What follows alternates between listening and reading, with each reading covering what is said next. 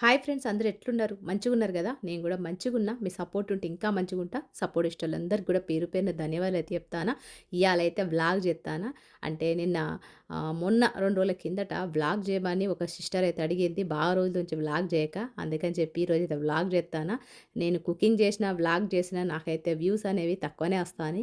కష్టం ఎక్కువుంటాంది. లాభం అయితే తక్కువుంటాంది. అంటే మెహనత్‌కు తగ్గ ఫలితం అయితే అత్తలేదు. గట్లయితున్నది.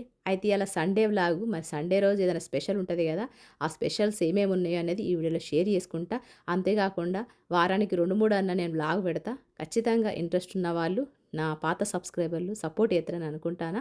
ఇంకా మా ఇంటి దగ్గర జాతర అయితే ఉండే. ఆ జాతరలో నేనైతే 4 కప్పులు తీసుకున్నా. అంటే ఇవి నా రూ. 100కు 6 కప్పులు. మంచిగున్నాయి. మంచి మంచి కలర్‌లో మంచి మంచి డిజైన్‌లున్నాయి. నేనైతే 2 డజన్లు తీసుకున్నా. ఇవైతే రూ. 100కు 4 వచ్చినాయి. ఇవి కొంచెం మంచిగున్నాయి. అంటే క్వాలిటీ పరంగా ఇవైతే మంచిగున్నాయి. అందుకే ఒక 4 ఇచ్చిండు. అవైతే 100కు 6 ఇచ్చిండు. చూడ్డానికైతే సూపర్‌గున్నాయి. చాయ గూడా ఎక్కువనే పడతది. కానీ సగం కప్పే ఇయ్యాలే. ఇగ గిట్లయితే తీసుకున్నా. ఇగ మా పెద్దోడైతే బ్రెడ్ అయితే తీసుకొచ్చిండు. సండే గదా! ఇగ లేట్‌గా లేసిర్రు. లేట్‌గా పడుకున్నారు గాబట్టి, ఇగ బ్రేక్‌ఫాస్ట్ అయితే ఏమొద్దన్నారు. ఇగ నేను బ్లింకిట్‌లా మేమైతే అంటే చాక్లేట్ పీనట్ అయితే ఆర్డర్ చేసినాం. ఇగ అదొచ్చిన తర్వాత ఇగ పిల్లలు బ్రెడ్డును పీనట్ కలుపుకొని తింటారు. ఇగ మా ఆయనైతే ఇగ మధ్యాహ్నం అయితే అయింది. ఫ్రూట్సు, మటను, చికెను ఏమేం కావాలో అవన్నీ అయితే తీసుకొచ్చిండు. ఇయాల మటన్ వద్దని చెప్పిన. మా పిల్లలు కూడా వద్దన్నారు. చికెన్ అయితే తీసుకొచ్చిండు. చికెన్ బిర్యానీ అయితే చేసినాం. అయితే ఈ చికెన్ బిర్యానీ రెసిపీ కావాలంటే మా ఆయన ఛానల్ ఉన్నది. మా ఆయన ఛానల్ వచ్చేసి తెలంగాణ కుకింగ్స్. అందులో పెట్టిన లాంగ్ వీడియోలో, షార్ట్ వీడియోలో ఇంట్రెస్ట్ ఉన్నోళ్ళు చూడొచ్చు. ఇక సాయంత్రం అయితే అయ్యింది. కొంచెంసేపు రెస్ట్ తీసుకున్నా.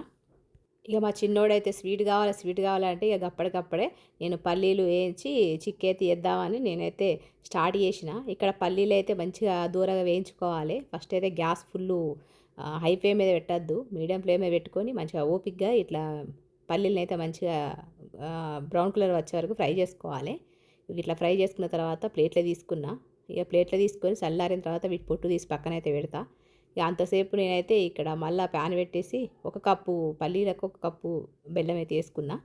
ఇక బెల్లం కోసం కొద్దిగా నీళ్ళు పోసుకుంటాను. అంటే బెల్లం కరగడం కోసం కొద్దిగా అంటే కొద్దిగా నీళ్ళు పోసుకోవాలి. ఎంత నీళ్ళు పోసుకుంటే అంతసేపు పడుతుంది అన్నట్టు మనకు. అందుకనే కొద్దిగా నీళ్ళు పోసుకొని మంచిగా బెల్లం కరిగించుకోవాలి. ఇక్కడ బెల్లం అయితే మనకు గట్టి పాకం రావాలి. ఇక్కడ బెల్లం అయితే కరుగుతుంది. అంటే మంచిగా ఇట్లా దగ్గరికి అయిన తర్వాత మనమైతే నీళ్ళల్లో వేసి చూద్దాం. నీళ్ళల్లో వేస్తే మనకైతే ఇది కొంచెము ఇరిగిపోవాలన్నట్టు. అంటే గట్టిగా ఉండాలి, ఇరిగిపోవాలి, ఇరగొడితే ఇరిగిపోవాలి. గప్పుడు మనకు చిక్కీలు అనేవి పర్ఫెక్ట్గా వస్తాయి. అంతేకాకుండా నీళ్ళల్లో వేస్తే గిట్లా టక్కువ అని సౌండ్ వస్తుంది. గప్పుడు మనం ఏం చేయాలంటే బేకింగ్ సోడా ఉంటుంది కదా, కొంచెం ఒక చిన్న టేబుల్ స్పూన్ బేకింగ్ సోడా వేసుకోవాలి. ఒక టేబుల్ స్పూన్ నెయ్యి వేసుకోవాలి. నెయ్యి వేసుకొని మంచిగా కలుపుకోవాలి. కొంచెం వంగుతుంది. ఆ టైంలో కొంచెం జాగ్రత్తగా, లేకపోతే గిన్నెలోంచి బయటకైతే పడుతుంది. కాబట్టి కొంచెం ఒకసారి మంచిగా కలుపుకోవాలి. కలుపుకొని మనం ముందుగానే వేయించుకున్నాం కదా పల్లీలు, గవ్విండ్లు వేసుకొని గ్యాస్ ఆఫ్ చేసుకొని మంచిగా కలుపుకోవాలి. ఇక్కడైతే మంచిగా కలుపుకుందాం. ఇప్పుడైతే ముందుగానే ఫ్రై చేసుకున్న పల్లీలు అయితే వేసుకొని మంచిగా కలుపుకోవాలి. కలుపుకొని పక్కన పెట్టుకోవాలి. ఫస్టే ప్లేటుకు ఒక నెయ్యి కానీ ఆయిల్ కానీ రాసి పెట్టుకోండి. లేకపోతే బటర్ పేపర్ మీద ఆయిల్ కానీ రాసి మీరు పెట్టేసుకోండి. ఇట్లా కలుపుకొని మంచిగా ప్లేట్కి ఒక నెయ్యి కానీ ఆయిల్ కానీ రాసుకున్న దాని మీద మనమైతే స్ప్రెడ్ చేద్దాం. ఇక్కడ ప్లేట్కి అయితే నేను నెయ్యి రాసిన ప్లేట్ మీద ఈ ముందుగానే మనం చేసుకున్న పల్లి చిక్కీ అయితే బ్యాటర్ అయితే వేసేసుకుందాం. మంచిగా స్ప్రెడ్ చేద్దాం. కొంచెం పిస్తా కడిగేద్దాం అని చెప్పి నేనైతే తీసుకున్నా. దీని మీద పిస్తా గార్ని చేస్తే మంచిగా ఉంటుంది పల్లి చిక్కీ మీద. అందుకని చెప్పి పిస్తా అయితే తీసుకున్నా. ఆ పిస్తాని కడిగేద్దాం అన్న టైంలో నాకైతే ఒక ఇన్సిడెంట్ జరిగింది. ఏ ఇన్సిడెంట్ జరిగింది అనేది మీకైతే చూపిస్తా. ఇట్లయితే మంచిగా స్ప్రెడ్ చేసేసి మనకు నచ్చిన షేప్లో కడిగేసుకోవచ్చు. నేనైతే బాక్స్ షేప్లో కడిగేస్తాను. ఇట్లయితే మంచిగా స్ప్రెడ్ పిస్తా కడిగేసే టైంలో నాకైతే మంచిగా చెయ్యి అయితే ఏమంటారు, వేలుకైతే కట్ అయిపోయింది. ఈ ఈ ఈ చురితోనే, అంటే ఈ చాకుతోనే. ఇక మా ఆయన వచ్చి చేసిండు హెల్ప్. ఎప్పుడు కట్ అయింది అనేది మీకు చూపిస్తా. ఇట్లయితే కట్ అయింది. పిస్తా చిన్నగా ఉన్నది కదా, ఆ చిన్నగా ఉన్నదాన్ని కడిగేస్తా అంటే నాకు ఈ ఫింగర్ మీద పడింది. ఈ సిజర్ వచ్చి బాగానే కట్ అయింది లోపల దాకా. ఇక మా ఆయన వచ్చి హెల్ప్ చేసిండు. ఇక మా ఆయనే కడిగేసిండు. కొంచెం చల్లారిన తర్వాత మీరైతే ఇట్లా కడిగేసుకోవాలి. ఇట్లా పర్ఫెక్ట్గా వస్తే మనకైతే కొద్దిగా చల్లారిన తర్వాత కడిగేసుకుంటే మనకు కొంచెం మనకు తొందరనే విరిగిపోతాయి. ఈ విధంగా మా ఆయన అయితే మొత్తం మంచిగా బాక్స్ షేప్లో అయితే కడిగేసిండు. ఇక నేను చెప్తా అంటే మా ఆయన కడిగేసిండు. ఇక గిట్ల అవుతున్నది.